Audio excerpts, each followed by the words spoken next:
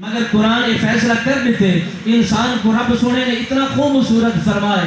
حضرت ابراہیم علیہ السلام سرکار نے بارگاہ خداوندی کے اندر التجا کی تھی، مولا میں تیرے جہان کو ڈٹھے، تیرے انسانے کو ڈٹھے، میرا جی آکھ دے کہ میں تیرے جہان دی سیر کرا، سبحان اللہ، تیری زمانے دی سیر کرا. قرآن دے کل سیرو فی الارض، زمین تے گھومو پھرو، کلو وشربو، کھاؤ پیو، کیونکہ تسا کھاسو، تسا زمین کو دیکھ سو، عجائب بات دیکھ سو، رب دی بناوٹ کو دیکھ سو، رب دے بہترین انداز کو دیکھ سو. وہ پہاڑی دے اتے کیویں سبزہ بنائے، پہاڑی دے اتے کیویں درخت کو بنائے اور بہترین رنگینے کو دیکھ سو، شکر کینا ادا کرے سو، سنے رب دا ادا تھی سی.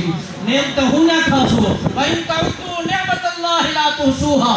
قرآن دے کہ اگر تے کچھ جرا اللہ نے نعمت عطا فرمائے تو ہی کو گرنا چاہوے، شمار کرنا چاہوے، تعداد مقرر کرنا چاہوے، تیری مشینری مقوے تیرے ساتھ مقوے سے، مگر رب جا عطا کر جا نعمت نہ مقصد. بے شک بے ایسے اکھی نہ اکھی تو کوئی پلکا ہے جن ویلے پلک نہ ہوئے نا تو ہوں بندے کو پوچھو دنیا گزرے گا کیویں ہے اور ہوتا ہے بندے نے اودی دنیا گزرتی کیویں ہے اور اودوں تے قیامت برپا کیویں تھی دی ہے. اے اکھی دے بال ہے نہ سے بال اگر ہیندا بھی شکریہ